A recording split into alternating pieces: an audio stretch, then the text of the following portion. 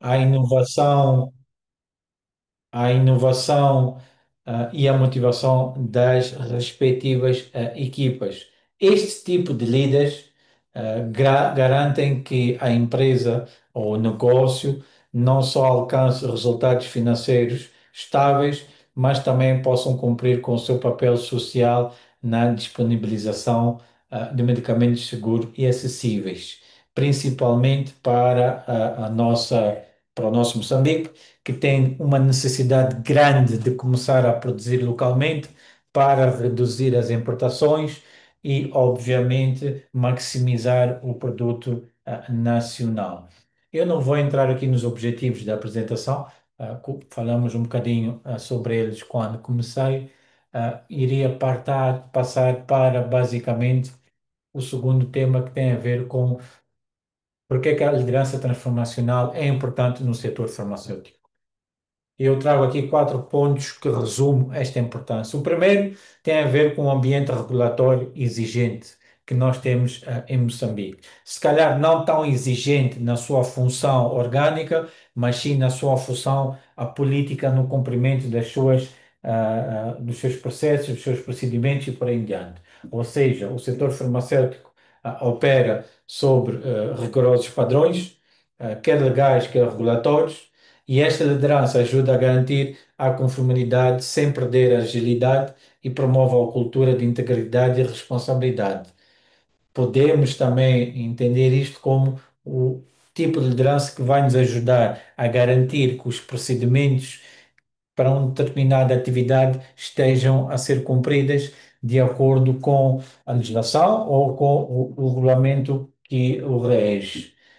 Traz o segundo aspecto, que tem a ver com pressão por iniciativa e qualidade, é o que basicamente quer dizer, necessidades constantes de desenvolver novos produtos e melhorar os existentes atualmente.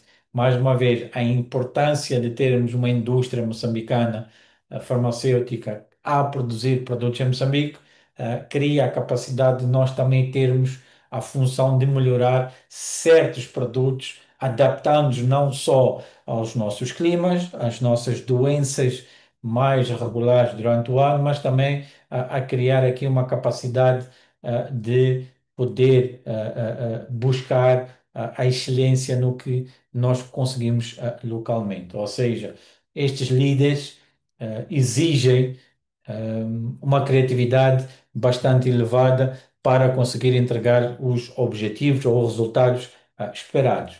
Depois traz a responsabilidade ética e social, onde os líderes farmacêuticos não vão tomar decisões apenas com base em dinheiro, no seu lucro, mas também com a consciência do impacto social e ético que isto traz, desde o acesso a medicamentos até a segurança dos próprios pacientes. Portanto, é preciso também não esquecer a questão da responsabilidade e dar mais importância a questões sociais e éticas e não simplesmente a 100% foco no fazer dinheiro. E por fim, a necessidade de termos equipas mais motivadas e mais engajadas, ou seja, trabalho técnico que o setor farmacêutico tem é altamente especializado, o que exige que os nossos profissionais, nós todos aqui, possamos não só estar mais comprometidos, mas também sermos, e aqui entre aspas, mais profissionais. Ou seja, esta liderança vai valorizar e desenvolver o capital humano, vai estimular o envolvimento e o sentimento de propósito. Portanto, é preciso acreditar que no setor farmacêutico, onde a responsabilidade ética, a precisão técnica e a pressão por resultados são constantes. E quero eu acreditar que este tipo de liderança representa uma abordagem indispensável. Eu acredito que este estilo de liderança vai além de uma mera gestão operacional. Quero eu e acredito que inspira, engaja e leva as equipas a alcançarem objetivos comuns, com sentido de missão e compromisso social.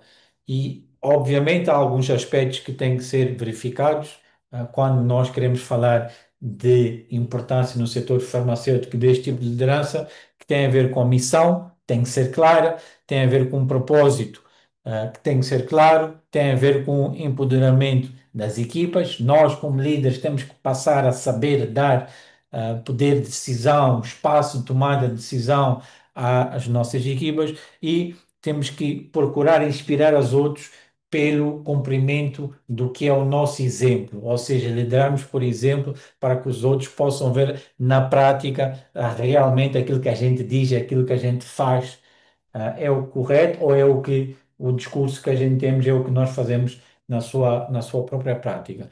E isto traz a um tema que muitos não gostam ou têm receio ou tentam não passar por isto, que é tomar decisões. Tomar decisões, para mim, é o aspecto mais simples que existe em qualquer aspecto de liderança organizacional ou estrutural das empresas. Tomar decisões é muito simples. Se calhar o desafio não é o tomar decisões, mas é o responsabilizar-nos pela decisão tomada. Quer seja para o aspecto positivo, se tudo corre bem, quer seja para o aspecto negativo, se tudo corre mal. Como líder, não temos que culpar a equipa, temos que nós que assumir essa posição e trabalhar para que possamos retificar se o resultado, o desafio foi negativo. E, obviamente, para tomarmos qualquer tipo de decisão, nós temos que ter noção, ou definição, da importância da tomada de decisão eficaz. O que é uma tomada de decisão eficaz? É basicamente escolher de forma consciente e estratégica o melhor caminho entre as várias alternativas que a gente tem, analisando os riscos, os impactos e os resultados, por forma a termos o que esperamos no final do período, no final do exercício, dependendo do que nós estamos a tomar a decisão. No setor farmacêutico, obviamente, estas decisões influenciam diretamente não só a saúde pública, mas também as reputações institucionais das nossas instituições, bem como a sustentabilidade das empresas que a gente representa ou do negócio que a gente representa. Temos a questão também de termos a base de decisão baseada em evidências e dados científicos, também ajudam a tomar esta decisão. Basicamente, tem a ver com a qualidade de decisão que a gente tem que tomar, que neste caso depende da qualidade de informação disponível ou que nós podemos ir buscar para auxiliar a decisão que a gente tem que tomar. E que aqui tem a ver em alguns casos com dados clínicos, dados ou estudos de estabilidade, dependendo daquilo que a gente quer tomar como decisão, se possível e quando necessário, sempre consultar os dados disponíveis para nos ajudar a sustentabilizar a decisão que a gente quer fazer ou quer tomar, quer seja por nós direto ou em conjunto com as nossas equipas. Depois traz aqui um aspecto muito importante que é a agilidade e a segurança na decisão. Isto tem a ver muito com o timing, ou seja, especialmente em contextos de crise sanitária ou, por exemplo, lançamento de produtos. Temos que ter a capacidade de tomar decisão de forma equilibrada e com responsabilidade. É preciso lembrar que uma liderança eficaz garante que decisões rápidas não comprometam a segurança dos pacientes e principalmente a qualidade dos produtos ou o comprovativo normativo que a gente tem. É preciso também entender que as tomadas de decisões devem ter base em vários aspectos e estes aspectos, por vezes, podem não justificar o caminho da decisão que a gente quer tomar ou a decisão que a gente quer tomar, e nós temos que ter a capacidade, como líderes, de rapidamente mudar o tipo de decisão ou o formato de decisão para aquilo que mais se enquadra ao aspecto comum e não ao aspecto, digamos, individual. E é preciso entender que decisões eficazes salvam recursos e, obviamente, vidas. Dados científicos são a base da decisão responsável, isto é garantido, e agilidade, sem perder o rigor, é o diferencial competitivo. É preciso também entender que no contexto moçambicano, a combinação entre este tipo de liderança, que é a transformacional, e as decisões estratégicas e inteligentes, na minha opinião, podem fortalecer significativamente a confiança da nossa indústria, óbvio, porque vai promover inovação local e garantir que o setor seja basicamente o que tem que ser um motor de desenvolvimento do bem-estar social. Fez parte do plano dos 100 dias do atual governo, tentar dar mais enquadramento ao setor farmacêutico, mais do lado da indústria, para garantir que esta indústria tivesse a capacidade de produzir as soluções necessárias que o país necessita para poder reduzir o nível de importações. Primeiro, porque Moçambique não tem dinheiro para fazer compras lá fora. Quem sabe e esteve atento à aprovação do Orçamento de Estado pode verificar que Moçambique, para as empresas locais somente, o Ministério da Saúde tem uma necessidade de cerca de 11 mil milhões de meticais e o orçamento apenas permite cumprir com 6 mil milhões de meticais. Portanto, há um déficit aqui muito alto que, devido a possivelmente dinheiros gastos por importações, neste momento bloqueia pagamentos às empresas moçambicanas ou às empresas que fornecem produtos e serviços ao Ministério da Saúde e por aí em diante. E isto traz ao tema que tem a ver com benefícios da liderança no setor farmacêutico. É preciso entender que estes benefícios que eu trago aqui é a experiência que eu tenho vivido. Obviamente, há vários outros benefícios que poderemos explorar um bocadinho mais para frente, mas basicamente resumem-se nestes quatro. Tem a ver com equipas mais motivadas e produtivas. Se eu sou um líder que promove liderança transformacional, porque inspiro e valorizo a minha equipa, porque o foco principal disto é o seu desenvolvimento, isto obviamente vai resultar num maior comprometimento, vai resultar numa maior redutividade, ou seja, vou ter menos pessoas a saírem do meu negócio à procura de outras soluções e vou ter um ambiente de trabalho um bocado mais colaborativo e produtivo. Vai, obviamente, e consequentemente melhorar a reputação institucional, porque organizações lideradas com integridade, visão e propósito constroem credibilidade junto aos respectivos reguladores, parceiros, consumidores e, obviamente, à sociedade. Ou seja, a liderança ética torna-se um diferencial estratégico no tipo de liderança que eu quero implementar na minha empresa ou no meu negócio. E isto vai trazer uma melhoria contínua e, respectivamente, inovação. Ou seja, a cultura da inovação vai prosperar quando os colaboradores vão se sentir livres para exporem as suas ideias, debaterem as suas ideias e, obviamente, com elas promover o assumir responsabilidades e permitir que estes Não, possam correto, errar para aprenderem com os seus respectivos erros.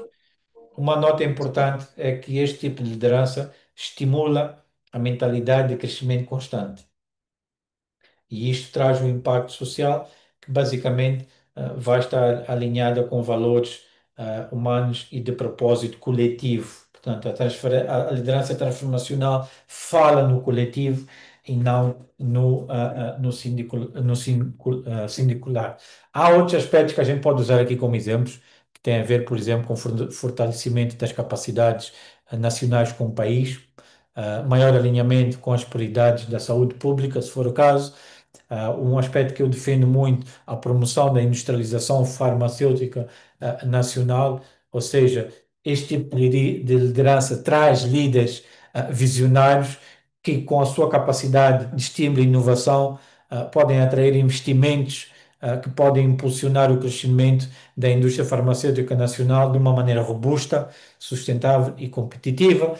Eu acredito que traz equipas mais comprometidas, resilientes, principalmente na fase socioeconómica que Moçambique vive, e, obviamente, para quem vê e acha importante, que é um aspecto de extrema necessidade, porque dá, entre aspas, bagagem e solidez às nossas empresas, que é a reputação institucional e a influência nacional e internacional que líderes que exercem este tipo de liderança podem conseguir trazer para os seus negócios. E como é tudo, existe, há desafios que são verificados neste tipo de liderança. Primeiro, a resistência à mudança.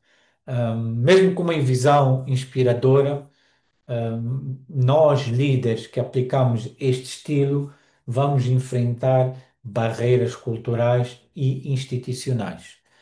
Em contextos onde há zonas de conforto ou estruturas rígidas, em transformar mentalidades que pode exigir o seu tempo, a persistência e sensibilidades têm que estar na mente para poder conseguir mudar a mentalidade dos mais resistentes e movimentar estes para este tipo de liderança. Na minha experiência, eu tenho muita dificuldade em conseguir, não dificuldade em conseguir, talvez reformular, tenho uma experiência que os mais os colaboradores com idades mais avançadas nas empresas que estão há 20, 30 anos têm mais dificuldade em adaptar-se a líderes transformacionais pela incapacidade de absorver inovações, mudanças rápidas que esses também podem trazer, mas também pela expressão e a exigência de resultado que este tipo de líderes também, entre aspas, exige aos seus membros de equipa. Mas tudo é feito de forma a conseguir mudar esta mentalidade e, na maior parte das vezes, nas empresas, isto se consegue trazer por várias atividades que a gente pode ter, em conseguir trazê-los para uma mentalidade mais atualizada, digamos assim. O segundo desafio tem a ver com pressões, regulatórias e de mercado, ou seja, a necessidade de cumprir exigências legais em simultâneo com a necessidade de responder à concorrência e os objetivos comerciais que nós temos nas nossas empresas, pode limitar a margem de de manobra deste líder.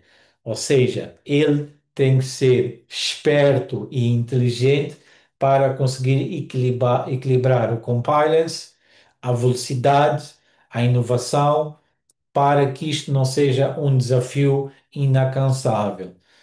Este líder tem que ter a capacidade de juntar as peças todas daquilo que há necessidade para conseguir tomar as decisões de acordo com o fator de interesse comum. E, obviamente, a necessidade de capacitação contínua. Nós temos que estar no setor farmacêutico que evolve rapidamente, com novas tecnologias, normas, modelos de negócios, etc. Temos que nos manter atualizados, desenvolver as competências necessárias para que possamos conseguir ter uma contínua liderança de gestão e conhecimento de nós como líderes para trazermos a rapidez destas mudanças à realidade do nosso negócio, obviamente à realidade do que Moçambique, neste caso, necessita para conseguir dar ênfase aos desafios que nós vivemos no setor moçambicano. Obviamente, mais um aspecto importante aqui a referenciar é que este tipo de mudanças levam o seu tempo. Liderar exige paciência, e uma estratégia bem implementada. Pressões externas não podem suprir os valores internos. Temos que ter isto em mente. E, obviamente, temos que entender que capacitar é preparar o futuro e o hoje também. Não podemos simplesmente não acreditar que as coisas estão lá e estão lá de maneira que vão conseguir seguir em frente sem que haja um pulso a gerir processos e procedimentos. E como qualquer líder, há sempre a necessidade de nós pensarmos um bocadinho mais em termos de, por exemplo, vamos dizer, práticas, nós como líderes temos que ter no nosso segmento em Moçambique. O primeiro tem a ver com valorizar e capacitar talentos locais. Eu, pessoalmente, em todas as atividades, em todos os desafios, em todas as empresas que eu passo ou que estou envolvido, há um fator que eu sempre tenho em consideração. Se estou à frente destas empresas, em uma posição de liderança estratégica e tomada de decisão, que eu converto qualquer funcionário não moçambicano em moçambicano. Portanto, dou muita ênfase e acredito muito que há muito talento no moçambicano que tem a capacidade de estar nas empresas.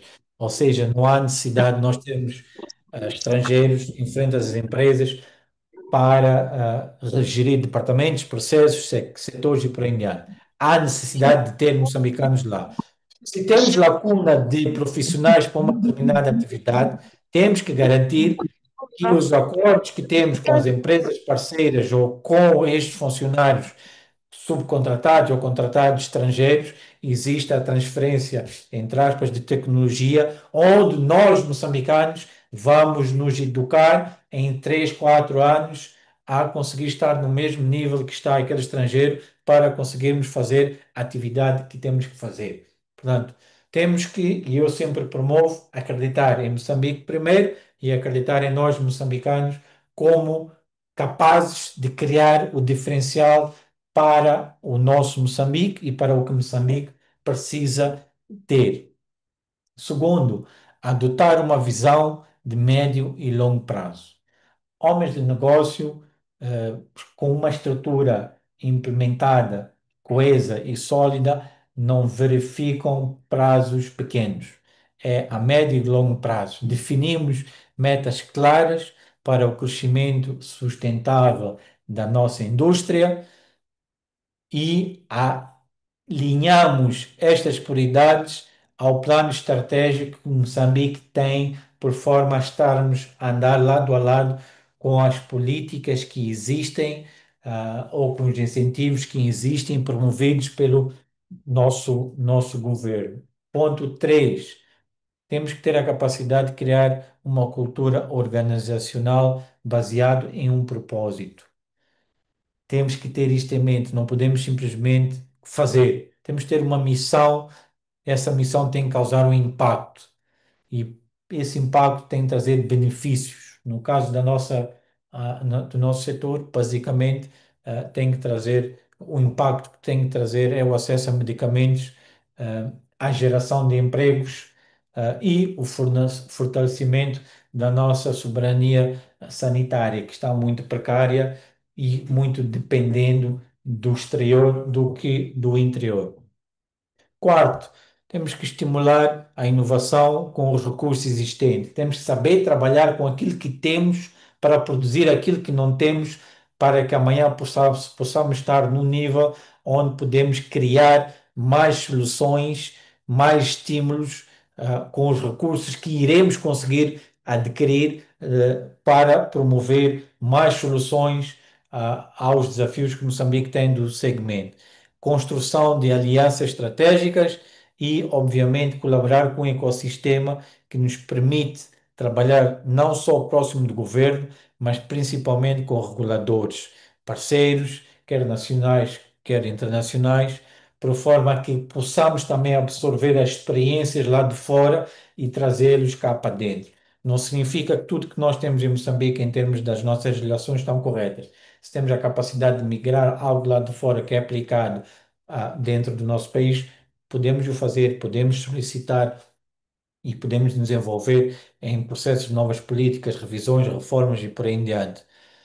Temos que ser um aspecto muito importante, ser resilientes, mas também sermos visionários, ou seja, temos que liderar com realismo, mas não podemos perder a ambição de transformar. Em contextos desafiadores como é o nosso moçambicano, a visão do líder faz toda a diferença, porque nós, como líderes, podemos ter a capacidade de ver um bocadinho mais lá à frente que aqueles que estão a acreditar em nós ou que nós lideramos não têm a perspectiva toda do que nós estamos a ter. Então, temos que saber convencê-los e tê-los lado a lado conosco em toda a etapa do processo, por forma a criar e desenvolver uma visão clara e inspiradora, podermos investir no desenvolvimento desta nossa equipa, conseguir mudar e moldar a cultura de colaboração e inovação e, obviamente, produzimos em conjunto tomada de decisões sempre em base de dados e na ética que deve ser o fator principal para tipo de líderes que estão neste processo de tentar implementar a liderança transformacional. Obviamente que isto aqui é tudo muito bonitinho feito e verificado. Mas na prática é um bocado difícil de implementar. E eu aqui, se calhar, mudava um bocado de contexto para que a prática também pudesse falar aqui antes da gente abrir, se calhar, para questões e perguntas. Eu tenho muito prazer, tenho muita honra e para mim é um orgulho porque tenho duas pessoas que estão aqui junto conosco, a Bélia Muxanga e a Nádia Usta, que são minhas colegas na SMM. A Bélia, que é a nossa diretora comercial e relações públicas, e a Nádia, que é a nossa diretora técnica. E por que que eu trago elas a este barulho? Trago este barulho principalmente à Nádia, pelo simples aspecto. Nós na SMM, antes de eu me juntar a eles, nós tínhamos uma liderança que era focada basicamente, digamos, no eu, não no nós como coletivo. Era no eu. Eh, Cada um fazia a sua parte, não ajudava o colega se calhar, cada um preocupava-se em atingir o seu resultado e não o resultado comum e por em diante. Quando eu me juntei a SMM, tentei começar a mudar um bocado das práticas que existia e comecei a implementar um bocadinho mais o nós, que tem a ver com este tipo de liderança. Eu ia passar agora a bola para a Nádia, para que ela não a exemplo vivido, pudesse, com toda a honestidade possível, dizer o que é que viveu antes da minha entrada e o que é que viveu já com a minha entrada, em casos específicos, exemplos reais, para que a gente conseguisse concluir esta apresentação com um ou dois exemplos baseado no que eu acabei aqui de dizer. Nádia? Boa noite. E pá, pensei que o boss ficou lá na SMM, não aqui, mas prontos. Dando um exemplo prático, sobre a mudança que houve do antes e depois, é informação. Quando eu digo informação, não que a informação não circulava, mas informação que era tomada de decisão a nível estratégico e que afetava a todos os outros níveis. Antigamente, nós só apanhávamos informação como deve ser feito e vai ser feito. E a diferença de agora é deve ser feito, mas devemos fazer desse jeito. O que é que vocês acham? O que é que vocês têm em mente? Minha opção é esta, mas deixo ao vosso critério. É o que mais usamos atualmente. Não sei se deu para esclarecer os outros, eu preciso de mais algum exemplo. Se tiver mais um exemplo, ajudava.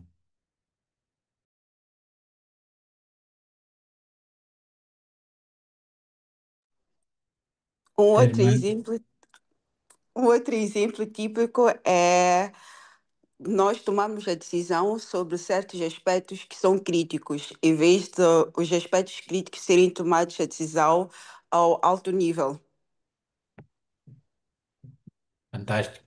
Ou seja, para concluir, há uma partilha de tomada de decisões. Apesar de ser o líder que toma a sua decisão, obviamente é recomendado líderes que aplicam este tipo de liderança a ouvirem a sua equipa. Por vezes, até podem ir encontrar o que a equipa recomenda em termos de tomada de decisão, mas há a possibilidade, obviamente, de ouvir e, com ouvir, tentar chegar a uma decisão mais acertada. Não é porque é líder que sabe o que é melhor, porque há questões, dependendo do tipo de decisão que toma, que podem ser mais técnicas, mais operativas, que não, o líder não tem a informação toda. Portanto, reúne a equipe para ter esta informação. E com estes exemplos, e para terminar, obviamente não podia deixar a Bélia de fora, apesar dela ter se juntado a nós recentemente, quero acreditar que ela pode fazer um comparativo do que vive na SMM agora com outras experiências que teve no passado, mesmo porque a Bélia é um caso muito especial para nós como SMM, porque esta é a quarta vez que ela regressa à SMM e se calhar pode nos dar aqui um último exemplo para a gente fechar esta apresentação e irmos mais para debates aqui e troca de experiências do que ela viu inicialmente para o que ela viu e está a ver hoje. Bélia? Ai, desculpa, eu estava ainda a rir. Não estava à espera deste momento. Bom, eh, a liderança atual permite-nos tomar decisões em conjunto. É mais feito um trabalho em equipe e as decisões são estratégicas e técnicas. Como bem disse a Nádia, nós tomamos decisões baseadas naquilo que realmente está a acontecer e não em uma ordem. E isso faz toda a diferença. E conseguimos também nisso trabalhar em equipe, entender qual é a dificuldade do outro setor que de alguma forma eu tenho a possibilidade de complementar ou de conseguir dar uma ideia. E também nós somos avaliados periodicamente. O nosso comportamento como colaboradores, se estamos a ter inteligência emocional suficiente para tomar alguma decisão ou para desempenhar alguma função. Isso é extremamente importante porque permite-nos não tomar decisões de forma impulsiva com base nas nossas emoções. Penso que partilhei um pouco, né, daquilo que temos vivido na SMM. Obrigado, Bélia. Acho que com estes três exemplos conseguimos resumir o que é uma liderança transformacional em termos do seu conteúdo e o que isto pode ajudar na tomada de decisões. Sendo assim, eu devolvi outra vez para a nossa host. Eu estou a ver aqui no chat, temos algumas perguntas, mas passava para ela ver como é que nós agora seguimos. Se quer que eu leia e responda uma por uma ou como é que fazemos? Certo. Mas antes vou deixar a Abelha, acho que queria acrescentar alguma coisa.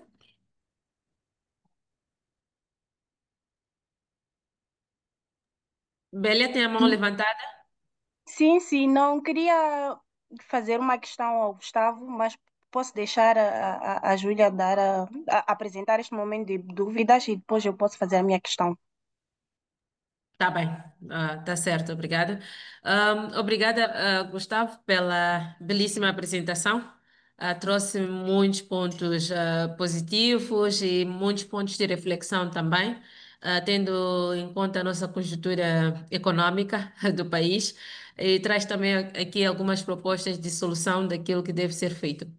Mas antes, eu vou aproveitar que sou moderadora e usar as perguntas que eu tenho para si que também cinge-se em curiosidade, acaba sendo curiosidade. Eu estive cá me perguntando, depois de ler o seu percurso, o seu belíssimo percurso, perguntei-me como é que o Gustavo foi parar na área farmacêutica? Esta é a primeira questão. Então, depois poderemos continuar a conversar. Eu também, quando recebi o convite, fiquei muito surpreso com ele, porque eu nunca trabalhei na área farmacêutica em nenhum momento. A única envolvência que eu tenho com o setor farmacêutico era quando eu estava ou doente ou alguma membro estava doente e nós íamos à farmácia comprar o que o médico mandava. Mas eu recebi, há cerca de 2 anos, um convite, do IGEP. Portanto, para quem não sabe, a Sociedade Moçambicana de Medicamentos é uma empresa detida em 100% pelo Estado moçambicano através, do IGEP, ou seja, o IGEP é que faz, a representação, das ações dentro da SMM. O IGEP elegeu um conselho de administração, que tem um presidente do conselho de administração não executivo e dois administradores, um não executivo e outro executivo, que sou eu. Portanto, há cerca de 2 anos, eu fui convidado para estar num processo. Neste processo, é que deu entrada minha na SMM, basicamente. O objetivo que eu fui convidado para vir para a SMM era tentar renascer a SMM no sentido das capacidades dos projetos que a gente tinha e também começar a tornar a SMM numa holding. Ou seja, neste momento, os estatutos da SMM é uma holding, onde por baixo da holding nós temos subsidiárias que basicamente é a indústria farmacêutica. Temos uma que chamamos de Pharma, que opera em sólidos e brevemente com injetáveis e soros. Estamos neste momento a fazer o desenvolvimento ou a requalificação de um projeto que nós chamamos de SMM Indústrias, que é basicamente a produção de dispositivos e consumíveis médicos, e por aí em diante. Portanto, o meu conhecimento, a minha experiência de mercado, de fazer negócio, de atrair investimentos, de dar credibilidade e solidez a empresas, é um dos caminhos pelo qual fui convidado de me juntar à SMM. E nestes 2 anos que estou lá, recebi também outra missão do próprio IGEP, obviamente, para quem não sabe, a Farmac, que é Farmácias de Moçambique, deixou de ser uma empresa estatal, passou a ser uma SA há cerca de, salvo erro, 5, 6, 7 anos, talvez um bocadinho mais. A Farmac nunca deu resultados positivos e havia necessidade de fazer aqui uma revitalização do negócio da Farmac. E o IGEP convidou-me primeiro para estar à frente do processo de revitalização que nós fizemos, depois passei para presidente digamos, de políticas e de governance na Farmac e agora estou como consultor sénior para assuntos do segmento farmacêutico, a PCA do IGEP. Portanto, resumindo, eu não estou nesta indústria porque sei muito dela. Estou nesta indústria porque sei moldar, sei liderar e sei direcionar empresas que estão numa maré menos proativa, convertendo-lhe para uma maré mais proativa. E quando eu digo isto, digo em termos de resultados operativos e líquidos das empresas. Obrigada, Gustavo. Espero que a comunidade tenha retido o saber liderar, saber moldar, saber dirigir. Realmente são palavras muito chaves e muito interessantes. Eu vou espreitar aqui ao chat, porque eu tinha mais perguntas, mas acredito que algumas estão alinhadas com estas que estão aqui no chat, então eu vou conciliá-las e algumas também estão de forma alinhadas umas às outras e também vou tentar sintetizá-las. Então, temos aqui a pergunta do Vitorino Gimo, que pergunta: de que maneira podemos manter a equipa motivada, na sua experiência? Bem, isto varia de tipo de líder e liderança. Mas eu dizia que manter a equipa motivada, especialmente no nosso setor farmacêutico e em Moçambique, principalmente em Moçambique, exige uma liderança sensível ao contexto, mas tem que ser firme na sua visão. Ou seja, há aqui alguns pontos que podem ajudar. Primeiro, clareza de propósito. Nós temos que saber motivar as equipas e estas equipas têm que saber produzir os resultados que é este propósito. Segundo, reconhecimento constante. Nós, como líderes, temos que saber valorizar as nossas equipas, as conquistas que elas têm e tragam, quer pequenas, quer grandes. Por exemplo, um agradecimento público numa reunião geral da empresa, uma menção em uma reunião mais reservada, ou até uma mensagem mais pessoal, pode ter um fator motivador. Por exemplo, vamos dizer, a Bélia fez um excelente trabalho. ah, e o nosso presidente do Conselho de Administração manda-lhe uma mensagem no WhatsApp a dar os parabéns, a elogiar e por aí em diante. É um aspecto que pode trazer esta motivação aos nossos colaboradores.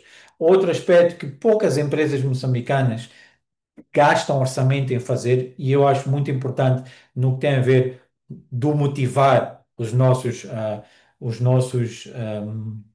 as nossas equipas é o fator formação contínua. Nós, como líderes, temos que promover, criar e exigir investimentos, orçamento disponível para podermos investir nos crescimento da nossa equipa profissional. Temos que demonstrar capacidade e interesse em poder-los capacitar e confiar neles. Ou seja, eu acredito que capacitar é confiar. Portanto, com esta formação contínua, as pessoas podem crescer, podem sentir-se mais úteis e podem sentir-se mais realizadas e principalmente mais leais a empresas. Outro aspecto que eu considero que pode também trazer essa motivação tem a ver com a participação nas decisões. É aquilo mais ou menos no que a Nádia deu a nível dos exemplos que ela trouxe, que é basicamente incluir a equipa na construção das soluções das decisões que a gente tem que tomar. Outro aspecto que eu também acho muito oportuno, e principalmente em empresas do setor empresarial do Estado, nem todas, mas algumas não cumprem, tem a ver com comunicação transparente. Ou seja, mesmo diante de dificuldades, comunicar com clareza, verdade, fortalece e dá confiança. Por mais que a mensagem que nós estamos a comunicar é negativa, mas só o fato de transferirmos a mensagem ao grupo de colaboradores vai promover basicamente rumores, vai promover redução de resistência e vai promover claridade e confiança dos colaboradores no líder. O outro aspecto indispensável tem a ver com liderar, por exemplo, basicamente não é só falar, é mostrar o que estou a falar e garantir com uma postura ética, com pontualidade e compromisso, contagiar as pessoas.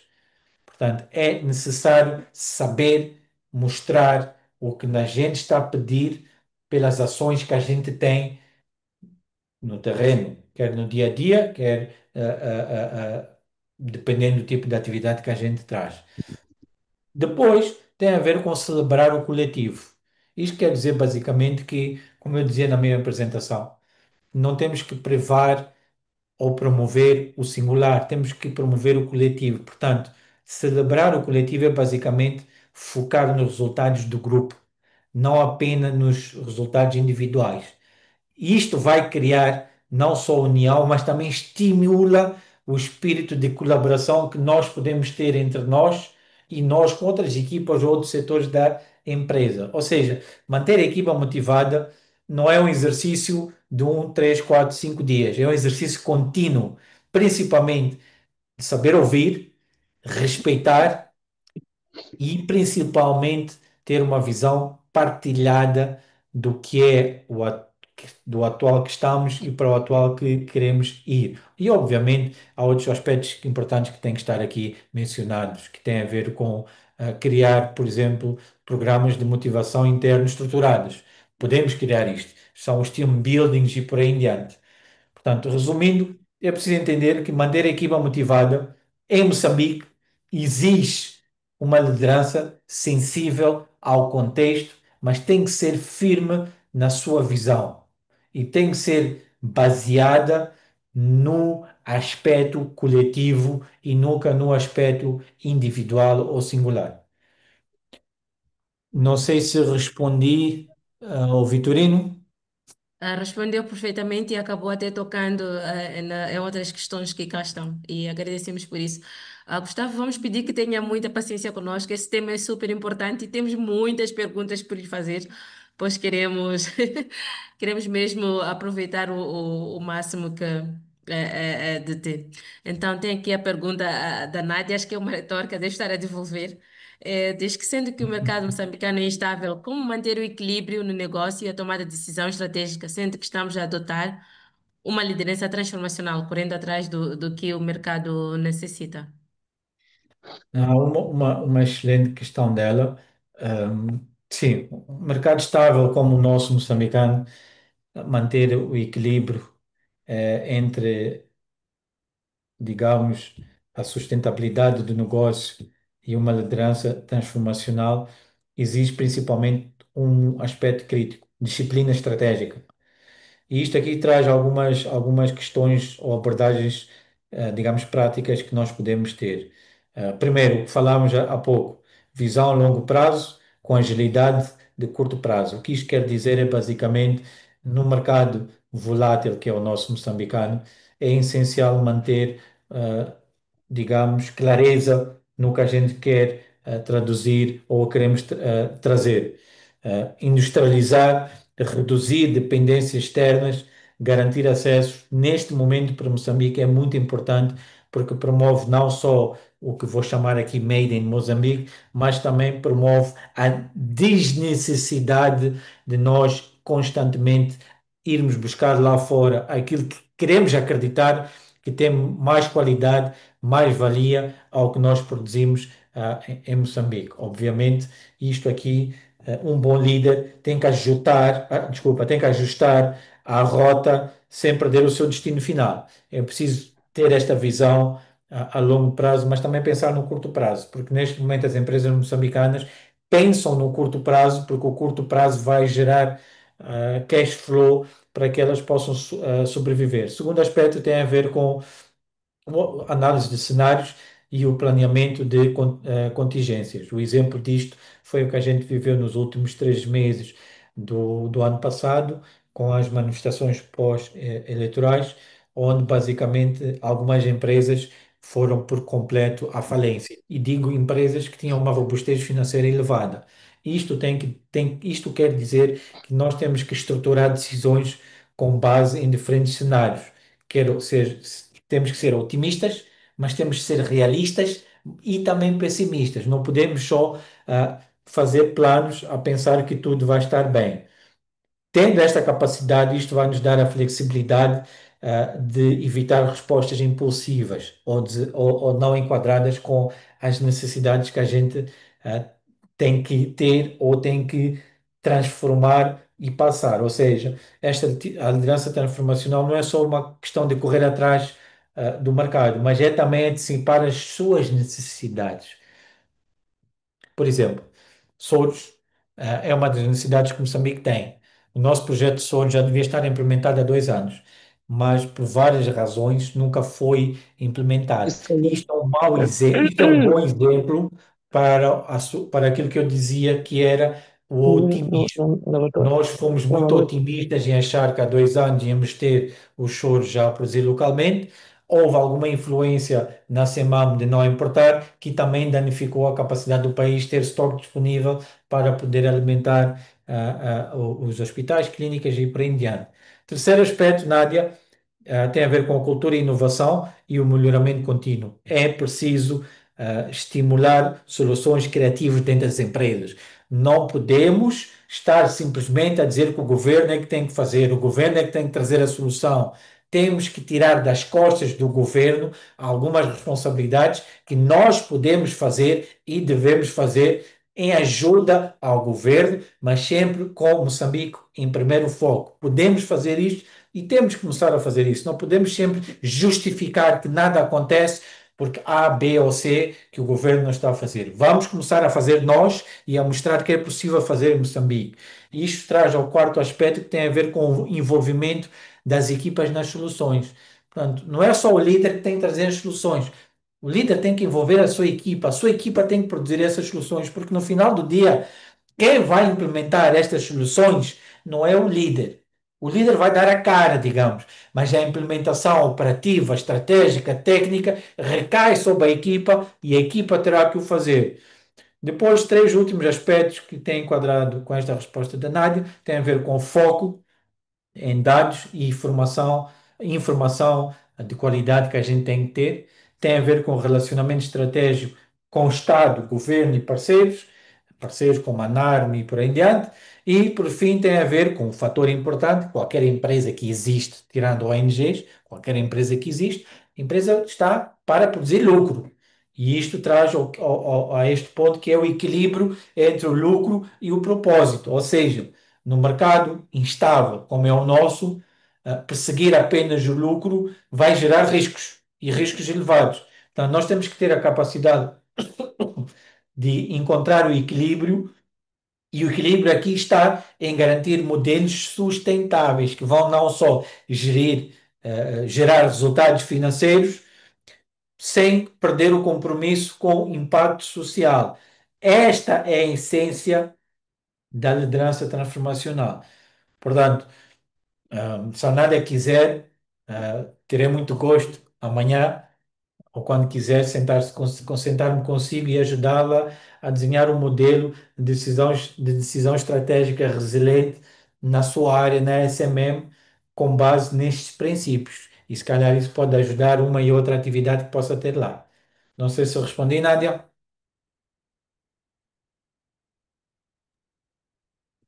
Respondeu e como respondeu. Muito obrigada. Obrigada. Obrigado. Tocou aqui num ponto muito importante. Nós temos culpado tudo ao governo, porque o governo não dá, o governo não faz, mas esquecemos-nos das nossas responsabilidades também. Quem tirou a sorte grande foi a Nádia, né? Já vai ter algum apoio aí. Continuando com as outras questões, vou para a questão da Celina, que vou associar à questão do Jair Amelio. A Celina diz, como bem disse, a liderança transformacional leva tempo e requer estratégias bem definidas e alinhadas com as estratégias do governo. Que tipo de evidências daria à Farm como a liderança atual do setor farmacêutico do país para iniciar um processo de advocacia, desenvolvimento, para o desenvolvimento e aprovação de estratégias transformativas do setor farmacêutico no país? E o Jairo diz: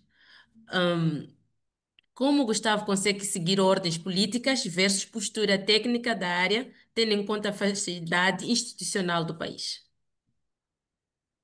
Ok, começando pela última pergunta, não é questão de como eu consigo, é basicamente fazer o correto. E quando eu digo fazer o correto, é o fazer o correto.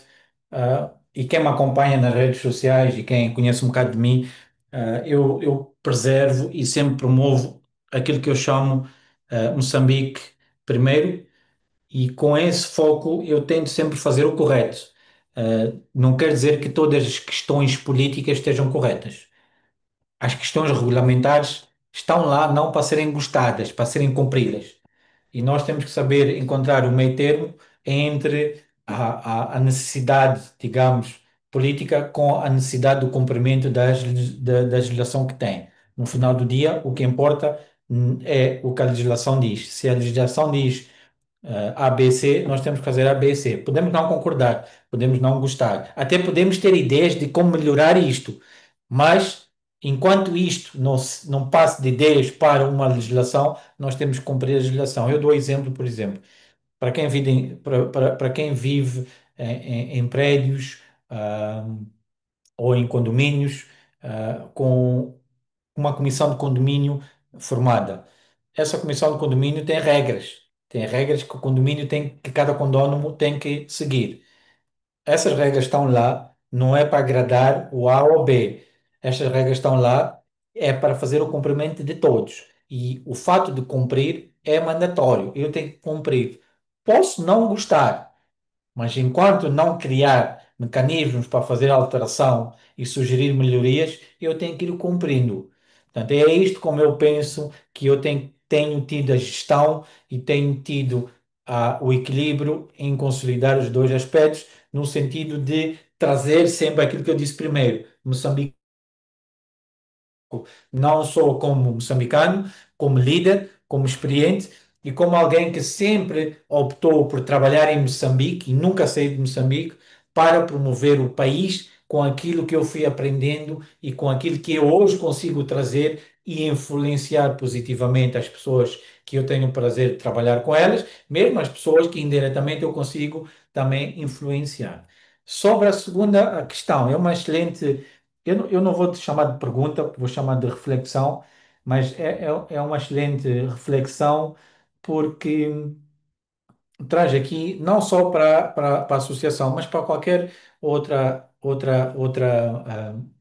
área ah, que pode também ter interesse.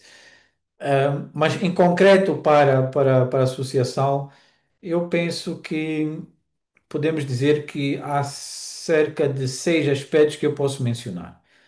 O primeiro tem a ver com o diagnóstico situacional do setor.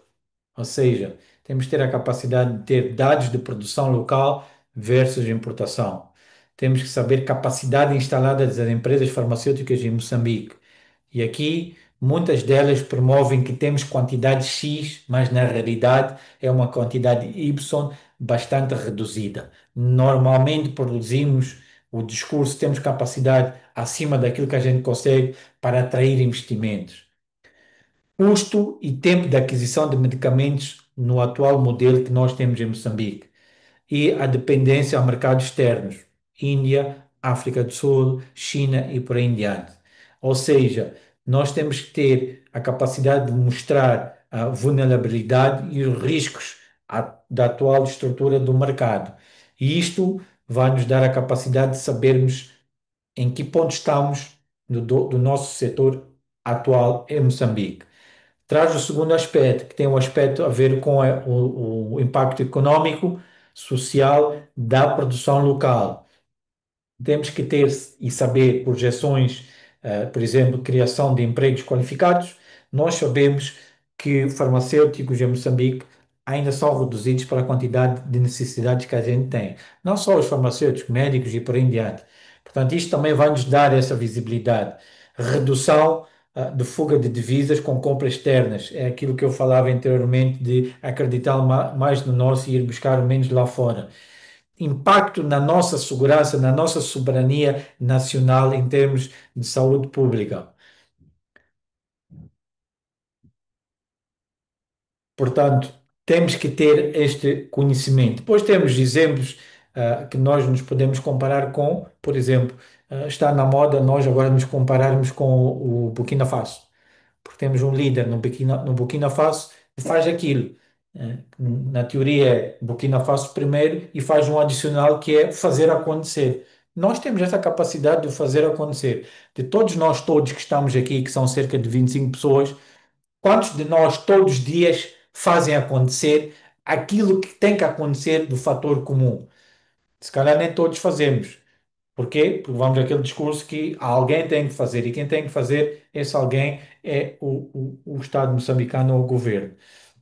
Depois temos outros aspectos que têm a ver com o regulatório, têm a ver com a mobilização do setor privado, para quem está no setor privado, tem a ver com outras questões. Mas no final do dia, nós temos que ter a capacidade técnica, de criar, políticas que possam trazer para a associação a importância que ela tem em Moçambique e com essa importância conseguir influenciar estratégias transformativas, não só no setor farmacêutico, mas também na indústria farmacêutica. Eu, quando digo setor farmacêutico, estou a dizer tudo que não é indústria farmacêutica, que não é produção. E é essencial basearmos em evidências concretas que estejam alinhadas com os interesses nacionais. Eu acho, por exemplo, o futuro desta associação deve passar por criação de uma ordem.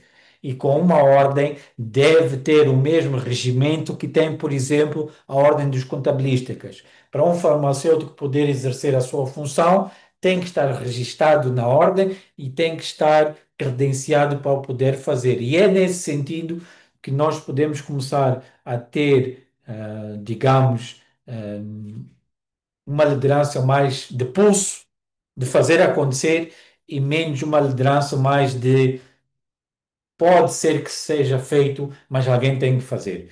E temos que ter a capacidade, principalmente, de poder, com os líderes que somos, independentemente do tipo de líder que a gente tem, sempre nos guiarmos pela ética, sempre nos guiar pelo fazer o que está correto e principalmente focalizar no fator comum. O fator comum de nós todos aqui é Moçambique.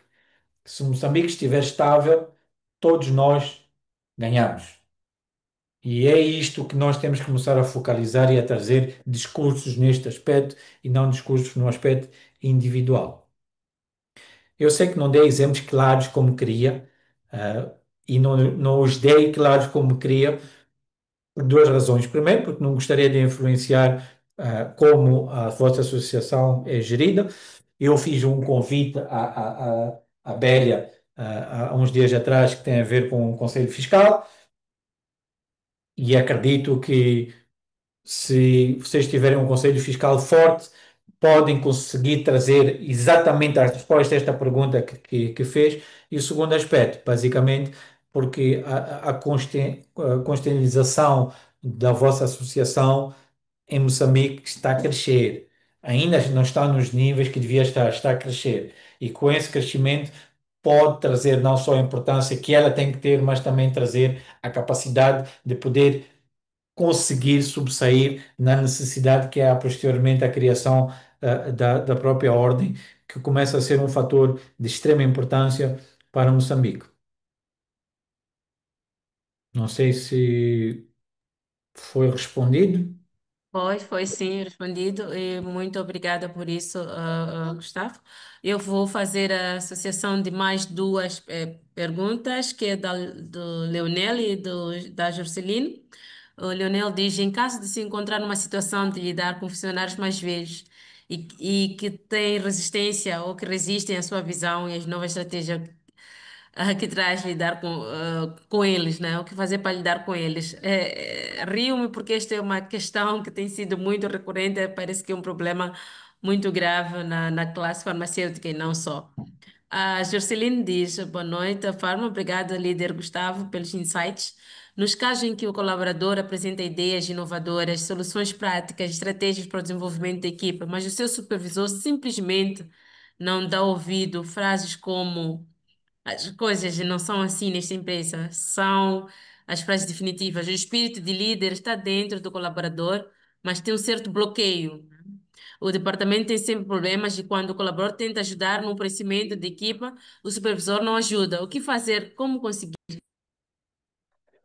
Ok, posso começar com a primeira. A primeira que tem a ver com funcionários mais velhos que resistem. Eu acho que aqui o problema não é os mais velhos, o problema não é o problema, o desafio é os mais novos que não sabem lidar ou compreender os mais velhos. Ahm, e é aí onde começa, entre aspas, o conflito.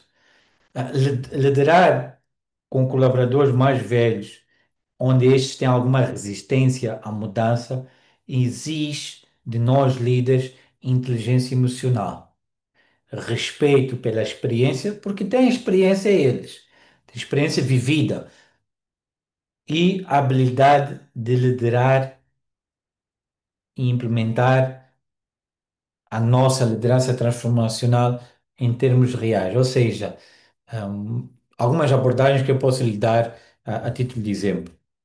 Ouvir antes de agir. Nós temos que saber ouvir para poder responder, não ouvir para poder discutir. Ou seja, a resistência muitas vezes vem do medo. Vem do medo porquê? Porque estes mais velhos estão há 20, 30 anos a fazer A, B, C, A, B, C, todos os dias. Se vem um jovem que quer fazer K, T, M, o mais velho vai ter resistência nessa mudança porque vai se sentir ameaçado com esta mudança em vários aspectos. E nós temos que saber geri-los e trazê-los para a mudança que a gente quer trazer. Temos que saber ouvir a eles, entender as preocupações que eles têm, saber os valores que eles trazem, mostrar respeito e com esse respeito, de certeza absoluta que vai abrir canais de confiança. Eu dou-lhe um exemplo. Nádia Bela, mais uma vez, que não vão me deixar mentir. Eu, muitas vezes, quando chego a SMM, eu tenho o hábito, apesar de não me dizerem a mim, mas pronto, eu tenho o hábito de ir a pessoa, departamento a departamento, dizer bom dia, cumprimentar a todos. E o fato de cumprimentar a todos, a mim dá uma capacidade de perceber como essa pessoa está naquele dia, se está bem disposta, mal disposta, se teve algum problema ou não. Só o fato de olhar para a cara, ver a resposta que ela dá a mim, as expressões, o gesto que faz, dá uma capacidade de perceber se essas pessoas estão num bom dia ou num mau dia. E dependendo da situação, eu também posso reagir e agir nesse sentido. O segundo aspecto que eu tenho é nós temos seguranças da nossa empresa e os dois dos seguranças são pessoas de 55 anos. São pessoas que já de idade. E eu tenho o respeito de todos os dias conversar com eles, nem que seja 5 minutos. E no meio desta conversa, eu tento traduzir a eles o tipo de liderança que eu tenho para influenciar ao tipo de ação que eles têm que ter no segmento deles, de segurança, como receber as pessoas, como guarnecer, como fazer turnos, como cumprimentar, como agir se a recepcionista não estiver e por aí em diante. E saber ouvir deles os problemas que eles trazem. E por vezes envolvo nos problemas que eles têm para tentar chegar a uma solução, porque se eles estão bem com as soluções que eles têm implementadas no seu dia a dia de vida, o trabalho que eles fazem e que eles dão a mim como empresa vai ser sempre bom. E isto traz este meu segundo aspecto, que é saber reconhecer o valor da experiência. Quando eu digo o valor da experiência, é o valor da experiência dos mais velhos que foram adquirir esta experiência no dia a dia. É preciso entender que estes mais velhos não foram, se calhar, à escola estudar. A experiência que eles têm, o conhecimento que eles têm, é adquirido do dia a dia, na altura que eles eram jovens. Portanto, nós temos que saber respeitar esta experiência, saber dar dignidade a esta experiência. Terceiro, tem a ver com criar nele aliados, ou criar neles aliados e não obstáculos. Portanto, temos que trazê-los para o nosso lado, criar uma mudança positiva, gastando mais tempo a explicar-lhes por o que é que temos que fazer. E com isto temos que também mostrar os resultados concretos, ou seja, se a gente pede para eles começarem a fazer aquilo de novo que têm que fazer, 3 meses, 6 meses, 9 meses depois, é mostrar a eles que, epá, estamos a fazer agora assim, estamos a ter estes resultados. O ano passado fazíamos daquela maneira e não estamos a ter estes resultados. Esta é a melhor maneira deles acreditarem em ti como líder, mas também no tipo de liderança que tu queres trazer e no tipo de mudança que tu também queres trazer. Depois tem aqui três últimos aspectos, digamos assim, que têm a ver com a formação cruzada e uma mentoria inversa. O que é isto? Vamos incentivar os mais velhos a ensinar os mais jovens e vice-versa. Trocar experiências, não bloquear os mais velhos, não desprezar os mais velhos. Usar a experiência dos mais velhos para educar os mais novos e a experiência que os mais novos adquiriram, quer académica, quer no dia a dia da atividade, principalmente se envolve tecnologias e por aí em diante, aos mais velhos. Comunicação clara e consistente, explicar sempre a visão que nos motiva a trazer esta mudança, os benefícios que isto traz para nós todos como os coletivos e repetir quantas vezes forem necessários e termos sempre persistência e paciência. E por fim, é manter a postura de liderança. Mesmo após o diálogo e a inclusão, a resistência ainda persistir e tornar-se já mais tóxica, nós, como líder, temos o papel de colocar os limites. Liderar também é tomar decisões difíceis com firmeza e justiça. Portanto, temos que ser sempre brandos quando temos que ser brandos, mas temos que ser principalmente proativos e ativos quando temos que ser proativos e ativos. Para a segunda pergunta da Juscelina, é muito simples. Eu também sou consultor em negócios. É só me contratar que eu consigo lhe dar a resposta da pergunta que me faz, com ações e dados concretos. Não sou muito caro, mas também não sou muito barato. Acho que o meu preço é justo e pode-me pagar em meticais, não precisa pagar em dólares. Mas brincadeiras à parte, eu aqui penso que hum, quando um colaborador demonstra liderança, visão, iniciativa, mas encontra barreiras no seu superior direto, eu vejo três caminhos essenciais a considerar, sempre com profissionalismo e equilíbrio. O primeiro caminho que eu, digamos, optaria seria manter o espírito de liderança, mesmo sem título. O que isto quer dizer? Vou continuar a ser produtivo e proativo, mesmo que as minhas ideias sejam, não sejam aceites, sejam bloqueadas. Vou continuar a fazer. Não é porque alguém que tem que tomar a decisão sobre as minhas ideias não toma que eu vou parar de fazer aquilo que é o correto, que vou começar a sabotar, vou começar a não fazer as coisas, vou começar a influenciar negativamente aos outros. Não. vou fazer, se calhar até neste momento, mais ainda do que eu tenho feito. É preciso entender aqui que a verdadeira liderança começa com atitude, não com cargos. Cargos não é sinônimo de líderes. Administrador delegado, diretor-geral, PCA, diretora técnica são cargos. Líderes é diferente. Exemplo, para quem está no conceito, entende o conceito militar, o general não é um líder, pode ser alguém que exerce um cargo. Se ele manda tropas para a guerra, naquele percurso, alguém no conjunto daquelas tropas pode ser o líder e pode sobressair. É preciso entender, para quem conhece a história de Moçambique, eu chamo a atenção, por exemplo, Eduardo Mondlane, quando conseguiu juntar os três partidos que deram a formação da Frelimo. Não tinha experiência nenhuma, não tinha cargo nenhum, mas tornou-se o líder. Outro exemplo que eu vos trago, por exemplo, Martin Luther King não fez o que fez porque achava que ia trazer um resultado. Ele acreditou, fazendo o que fez, que o resultado haveria de vir. Não tinha posições, tornou-se um líder nato. Uh, Mais recentemente, digamos, Nelson Mandela, o exemplo mais claro que todo mundo conhece. Nelson Mandela não ficou preso por gosto, ficou preso para defender um ideal e com esse ideal conseguiu trazer a independência, digamos, da África do Sul. Portanto, cargos não são líderes. A liderança começa com atitude e atitude proativa.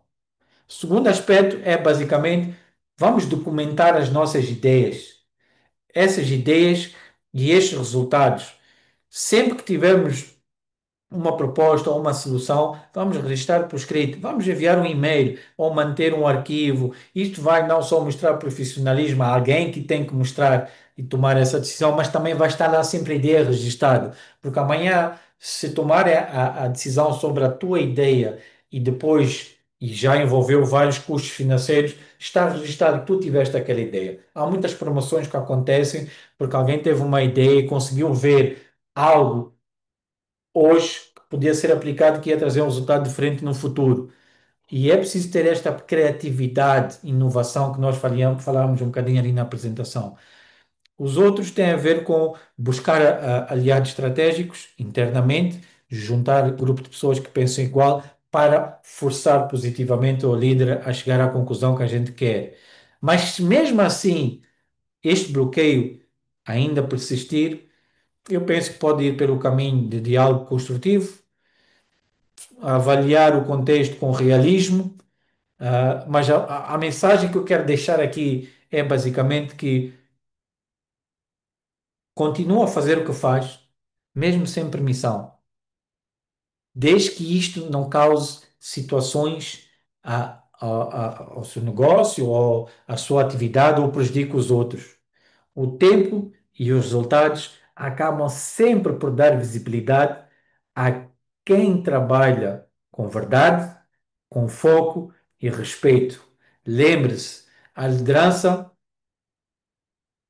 começa com atitude, com enfrentar resistências, mas nunca perder os princípios e princípios éticos.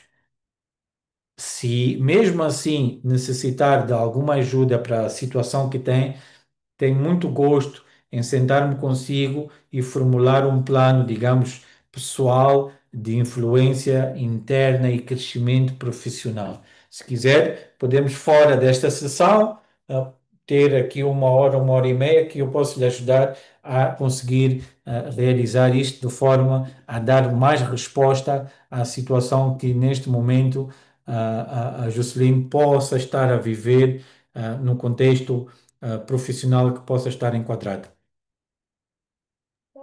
Não E sei. isso será frio, Gustavo. Sempre.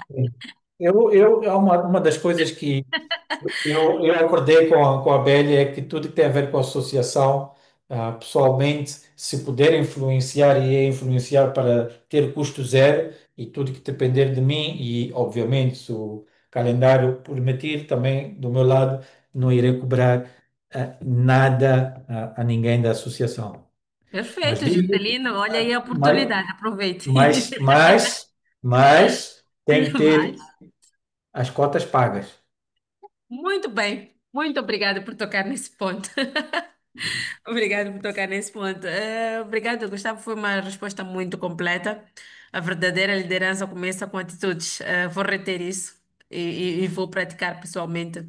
E estive também a lembrar da frase que diz que ninguém é tão inteligente que não tenha nada a aprender, né? Ou tão burro que Correto. não tenha nada a ensinar. Então, é sempre possível, conciliar aquilo que são os conhecimentos dos mais velhos e também aquilo que os mais novos foram aprendendo. Já não tenho muitas questões, Gustavo. Como eu disse, tenha paciência conosco, estamos a aprender muito de si. Aqui tem, eu não consigo decifrar as siglas, mas é EPJG. Ele quer saber como lidar com a realidade em que, num lugar de união, há concorrência interna que enfraquece a cooperação e o crescimento coletivo, né? Concorrência desleal dentro, das empresas ou das instituições. Como lidar com isso? Correto. Eu diria que sim, é uma realidade, é sensível, mas infelizmente comum, em setores estratégicos. Não é só no setor farmacêutico, em vários setores, principalmente, setores que existe uma pressão, regulatória, escassez de recursos e uma competição por espaços, pode criar rivalidades internas que podem prejudicar. Como lidar com isto? Eu dizeria reforçar a visão coletiva do setor, neste caso o setor farmacêutico, criar plataformas de diálogo setorial, promover parceria estratégica entre, digamos, pessoas ou empresas, cultivar uma liderança mais com um perfil colaborativo, ter trabalho com os parceiros na criação de incentivos e cooperação, reposicionar a concorrência como estímulo positivo. É preciso entender que a concorrência não é negativa, é positivo. Mas no final, o que eu quero aqui talvez responder de forma um bocadinho mais curta seria a união do setor farmacêutico nosso, moçambicano, precisa de ser construída. Isto é a minha opinião. Pode ser que vocês tenham opinião diferente. Esta é a minha opinião. Precisa de ser construída com liderança estratégica, diálogo contínuo e propósito partilhado. É preciso entender que divididos serão sempre vulneráveis, unidos serão sempre fortes. Eu tenho acompanhado, porque pronto, a Bel e a Nádia estão lá e são quem são na associação, tenho acompanhado esta questão de pagar as inscrições ao Cotri e por aí em diante. Primeiro, minha opinião, isto pode criar aqui eh, um debate, mas pronto, penso que o que se paga na associação hoje em dia é muito pouco.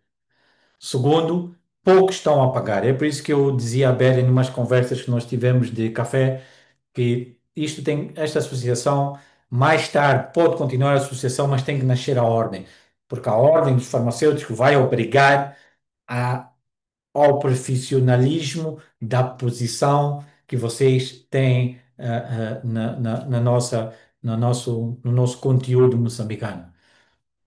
Mas é preciso entender, e é aí onde eu quero dizer que divididos vão ser sempre vulneráveis. Usem exemplos de outras associações que depois migraram e por que razão migraram. E usem isto para rapidamente conseguirem criar mais ênfase e importância da vossa associação no setor farmacêutico moçambicano. E é preciso começar a acreditar mais em vocês. E vocês são os primeiros que têm que acreditar em vocês próprios e na liderança da vossa associação, no sentido de conseguir fazer as coisas acontecerem. Mas no final do dia, hum, é preciso entender que nós só vamos conseguir hum, passar desta realidade para uma realidade melhorada se houver união entre nós todos. Senão, vamos estar aqui a puxar para cada lado fatores individuais, não fatores coletivos. E é acreditar mais que nós conseguimos, como moçambicanos, fazer acontecer. Não sei se eu respondi. Sim, Gustavo respondeu. E obrigada por isso. Estamos mesmo a caminhar a passos largos. Nós hoje extravasamos um pouco o tempo, mas só um pouquinho. E vamos para as últimas questões, que são mesmo da Bélia, presidente da Associação dos Farmacêuticos de Moçambique. São três questões, mas acredito que elas estão interligadas entre si e passo a ler as três. A primeira diz: que competências devem ser priorizadas para farmacêuticos jovens que aspiram a cargos de liderança? A segunda: que papel têm as associações de profissionais como a Farmo na formação de líderes éticos e transformadores? E a terceira e última: que papel desempenha a empatia e a inteligência emocional na liderança transformacional em ambientes de saúde?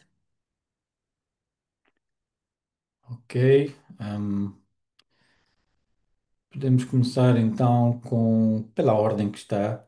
Penso que é. hum, Portanto, que competências devem ser? É uma questão muito boa, principalmente jovens farmacêuticos que aspiram a cargos de liderança no setor, num contexto, atual. Eu diria que devem cultivar um conjunto equilibrado de competências técnicas, comportamentais e de visão estratégica. E eu aqui, por exemplo, deixaria algumas. Primeira, visão sistemática do setor de saúde, compreender o setor farmacêutico, ter noção do impacto do seu trabalho na saúde pública e no desenvolvimento nacional. Dois, liderança colaborativa e transformacional, saber inspirar equipas, gerir conflitos com empatia e motivar, por exemplo, promover inovação, inclusão e compromisso com o bem comum, o fator comum, digamos assim. Três, principal, inteligência emocional, saber gerir muito bem as emoções, comunicar com assertividade, saber ouvir e manter o equilíbrio mesmo em ambientes de pressão. Quarto, a capacidade de tomar decisões baseado em dados, é principalmente importante, baseado em dados. Saber analisar informação técnica, regulatória, financeira, comercial, operativa do mercado que estamos. Tomar as decisões tomar decisões com informação adequada, com ética e com impacto mesurável. Diria também ética profissional e integridade, saber e ter referência de valores, e principalmente entender que a reputação no setor conta. Sexto, capacidade de inovação e adaptação, estar aberto a novas tecnologias digitais, modelos de negócio, práticas de gestão e por aí em diante. E diria duas últimas, seria, por exemplo, comunicação institucional, saber representar o setor, saber dialogar com entidades regulatórias, com o Estado, governo, parceiros nacionais e internacionais e a própria sociedade. É preciso entender que um bom líder é também um defensor de acesso à saúde e à produção local. Nós temos que começar a promover isto também, produto local. E por fim, a gestão e planeamento estratégico. Compreender fundamentos de gestão de projetos, gestão financeira, cadeia logística, políticas públicas, políticas privadas e por aí em diante. É preciso entender que a liderança farmacêutica moderna é multidisciplinar. Ou seja, Uh, como sugestão final, Bela, eu deixava aqui uh, fazer mentoria e networking com líderes do setor também é essencial para acelerar o crescimento destes jovens. É eles acreditarem e gastarem mais tempo em investir em eles mesmos, em aspectos de mentoria que podem ter dos mais velhos, mas também estarem sempre envolvidos em networking. Quanto ao papel que as associações têm, como a vossa, hum, eu acho que as associações têm um papel estratégico insubstituível na formação de líderes, líderes éticos e transformadores do próprio setor. Eu acredito que esse papel vai além da representação institucional. Eu penso que é uma missão de construção futura, digamos assim. E acredito que existem alguns princípios que podem gerir essa atuação. Assim de cabeça, por exemplo, a vossa associação pode ser a guardiã de aspectos éticos e de valores profissionais, pode ser a plataforma de formação e desenvolvimento, pode ser uma mentoria intergeracional, ou seja, promover redes de mentoria entre líderes experientes e jovens farmacêuticos menos experientes, que pode facilitar a transferência de conhecimento, valores, culturas e por aí em diante. Acredito que a vossa associação pode ser a defesa do profissional com a responsabilidade. Acho que a Farm deve liderar um discurso público sobre a importância estratégica do farmacêutico para a saúde nacional, onde vai mostrar que liderar no setor é também servir o interesse público. A vossa função tem que começar a ser levada ao mesmo nível que nós levamos um médico, ao mesmo nível que nós levamos um engenheiro e por aí em diante. Penso que a associação deve criar espaços de diálogo e reflexão, coisas como esta estamos a fazer hoje, por exemplo. E por fim, acredito influência positiva na política pública. Vocês têm que começar a ter uma voz ativa no que é a regulamentação que está a ser feita ou que vai ser feita, que vai regir o setor farmacêutico moçambicano. Vocês têm que começar a ter uma cadeira lá e começar a contribuir para isto. No final do dia, vocês têm acesso a muita informação que muitos daqueles que estão lá sentados não têm acesso. Ou seja, eu acredito que a Faro pode ser, digamos, o berço e a bússola de uma nova geração de líderes farmacêuticos, com mais ética, mais estratégicas e mais, digamos, comprometidas com Moçambique. E tirei o foco em Moçambique.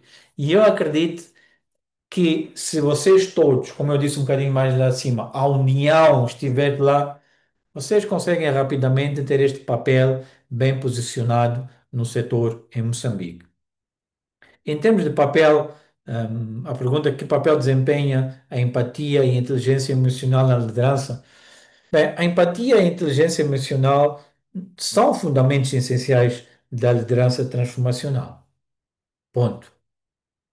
Especialmente em ambientes, onde decisões impactam diretamente vidas humanas ou equipas de alta pressão com sistemas complexos.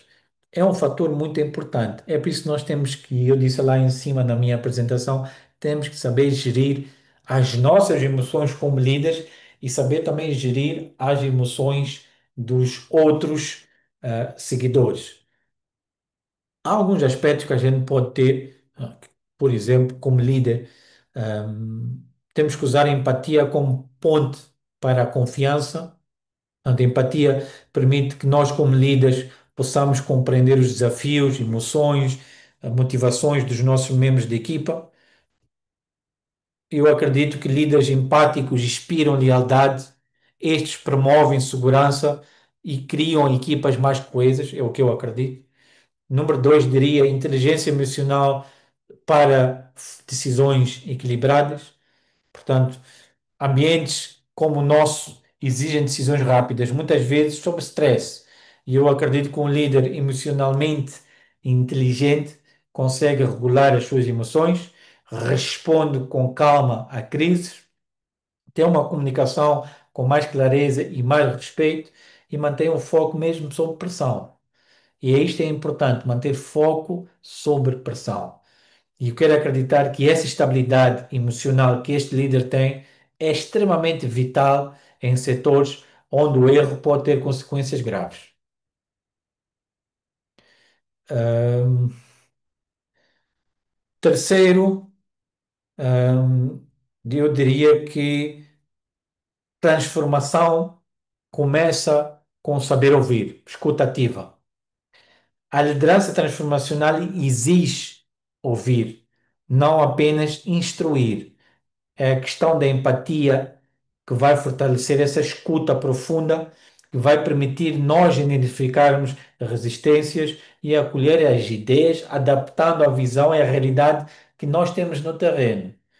E depois, talvez diria aqui duas que vão mão a mão, tem a ver com a resolução de conflitos e com a motivação no desenvolvimento individual. Ou seja, as pessoas sentem-se valorizadas quando são vistas como seres humanos, não apenas como funções, como pessoas que exercem funções. E eu acredito que em ambientes como o nosso, onde temos que liderar, temos que liderar com empatia, porque se liderarmos sem empatia, para mim é perigoso. E liderar sem inteligência emocional, para mim é insustentável. A liderança transformacional exige ambos para mobilizar pessoas, para transformar culturas e principalmente aquilo que a gente quer, gerar impactos duradouros. Não podemos simplesmente estar a fazer uma atividade que não traga algum impacto duradouro. E duradouro no sentido de conseguir trazer, e mais uma vez vou aqui bater na mesma tecla, Moçambique primeiro. Este tem que ser o nosso objetivo. Nós, como moçambicanos, nós, como pessoas que vivem em Moçambique, temos que começar a ter este discurso. Moçambique primeiro, depois vem o resto. Não sei se respondi bem.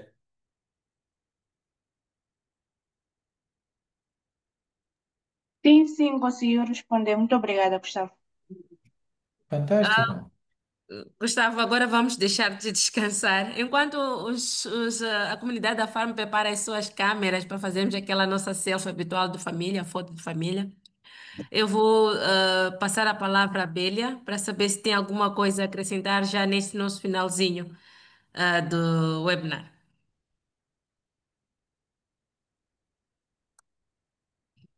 Bom, antes de eu tecer as últimas palavras, tem aqui uma questão da doutora Nazália nos comentários. Ah, ok. Eu acho que essa questão já tinha sido respondida Ah, já pelo. foi. Sim, sim, foi adicionada a pergunta do Vitorino logo no início.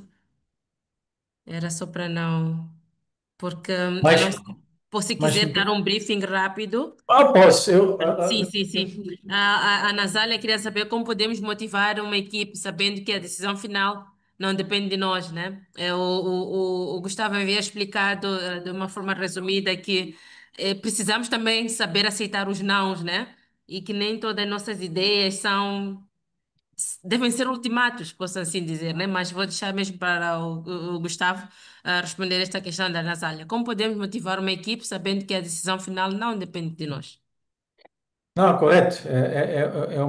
É uma questão, é uma pergunta excelente, mas é preciso entender o que acabou de dizer mesmo agora. Mas no final do dia, mesmo quando a decisão final não está, digamos, nas nossas mãos, ainda é possível motivar a equipa com alguma autenticidade, alguma visão e algum propósito. Volto a dizer o que disse há bocadinho, focar na influência e não no controlo, reforçar o propósito coletivo, valorizar o esforço e reconhecer resultados parciais, manter a comunicação transparente, ser exemplo e, como exemplo de compromisso, dar, mas no final do dia, mesmo sem o poder, digamos, da última palavra, é possível liderar com impacto, porque liderar é mais do que mobilizar pessoas com um propósito, do que tomar decisões isoladas. É realmente conseguir tornar um conjunto de pessoas e em equipa trazer resultados que a gente espera alcançar. E nesse contexto é preciso sempre acreditar que liderar não são cargos. Ser líder não é um cargo. A liderança começa com uma atitude. E uma atitude traz seguidores. E seguidores podem nos pôr num cargo de tomada de decisão. mas obviamente, Nazário, eu faço o mesmo convite. Se quiser ajuda para construir aqui um modelo de liderança, de influência, terei muito gosto de me sentar consigo. Sei que ainda não está ao trabalho, digamos, fisicamente, mas terei muito gosto em sentar-me consigo e fazermos aqui digamos, um mapa de como é que isto pode se implementar e como é que pode tornar-se realístico no segmento moçambicano. Põe num plástico. Certo. Obrigado, Gustavo, pela explanação. Mais uma que ganhou a abertura. Mas fique claro, Nazália, tem que ter as cotas em dias. Sim. E tem que ter as cotas em dia. Beli, agora é a tua vez, antes de tecer algumas considerações e depois eu faço aqui também alguns comentários finais. Muito obrigada, Júlia, por este momento. Bom, eu quero acreditar que alguns ficaram confusos pelo tema do webinar, mas já saíram muito esclarecidos sobre o que é fazer a liderança transformacional. Na verdade, nós queremos construir um setor farmacêutico sustentável e com jovens inspirados a inspirar. Gustavo, muito obrigada por aceitar este convite. Bom, eu e Nádia fizemos aqui um jogo de cinturas para que este webinar possa acontecer. Muito obrigada, a Júlia, também por moderar este momento e a Nádia também que esteve no backstage a apoiar na realização deste webinar. Espero que saímos daqui muito inspirados e até o próximo webinar. Passo a palavra à Júlia para as últimas considerações. Obrigada. Muito obrigada, Bélia, presidente da Farm. Antes da última palavra, porque eu sou de fotos, eu sou de momentos, sou de registros, vou pedir, se puderem, quem puder, ligar a câmera para que façamos o nosso registro. Eu não estou de fato e gravata com uma fotografia, mas sim, com muito gosto, sem nenhum problema. Por Deixa-me só favor. maquiar um bocadinho. Uhum, certo. Estes momentos são importantes e temos que deixar legado para os novos farmacêuticos que entram depois. Dizer que, olha, aconteceu, estivemos com o Gustavo, foi uma honra. Então, Bélia, ajudas-me a registrar o momento?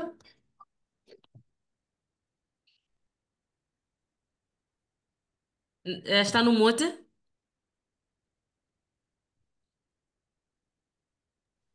Dizia, tem alguns colegas com a câmera desligada, a Jusceline, a Stefia, a Cristeza, a Samantha, a Nélia, Daniel, Eu já Fernandes ia também. dizer, eu tenho algumas mentorandas. Enquanto os colegas já abrem a câmera, nós também temos, Gustavo, nós também temos um programa de mentoria. A Farm está a desenvolver um programa de mentoria em que acompanha alguns farmacêuticos, ajuda Então, a perceber os ramos em que estão, a sua carreira, ajuda a tomar algumas decisões de liderança e no que eles queiram seguir, né? Com Vagar poderemos também lhe apresentar esse nosso projeto, quem sabe possa acompanhar um e outro farmacêutico que esteja a sair da carteira, né? E não saiba muito bem o que quer fazer, muito bem o que quer seguir. Então nós também poderemos convidá-lo para seguir, acompanhar estes farmacêuticos em forma de padrinho, né? Não, muito obrigado. A Bela e a Nádia sabem por onde eu ando, então é fácil acesso a mim sem nenhum problema. Perfeito, não tem como fugir. Não tem como fugir. Então, façamos a foto, Bélia? Amoxicilina, sorrisos lindos. Uhum. Mais uma.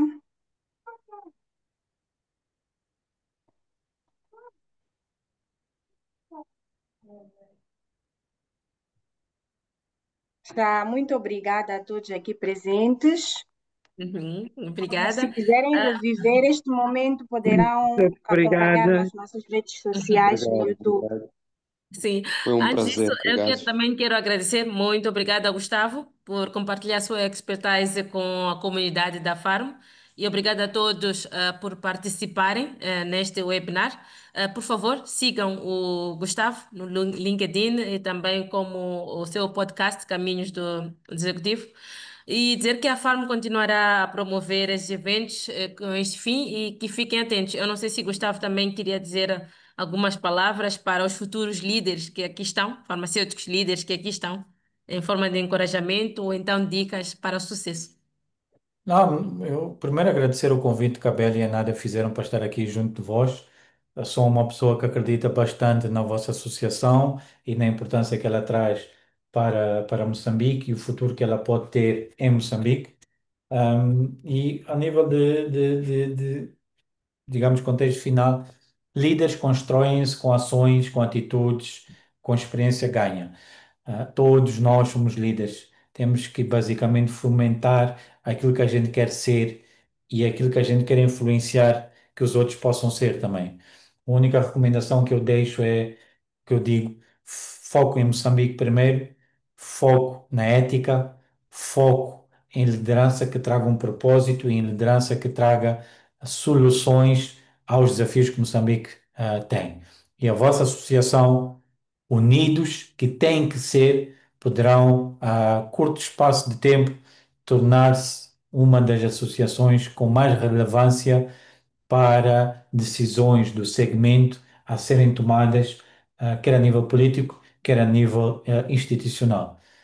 Portanto, acreditem em vocês, acreditem na vossa direção sobre a liderança da Bélia, façam acontecer, paguem as cotas, por favor, para que esta direção também possa trazer boas coisas. Penso que a Bélia brevemente trará mais notícias positivas sobre o que está a ser cozinhado em panelas para tornar a vossa associação mais profissionalizada e profissional, com espaços e por aí em diante, mas acreditem, principalmente, é possível.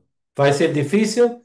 Vai, mas é possível e só vocês é que possam tornar possível. Muito obrigado e qualquer coisa à vossa disposição. Obrigada, Gustavo. Obrigada a todos. Não se esqueçam, eu deixei um link no chat para que vocês deem um feedback com sugestões de melhoria e tudo mais.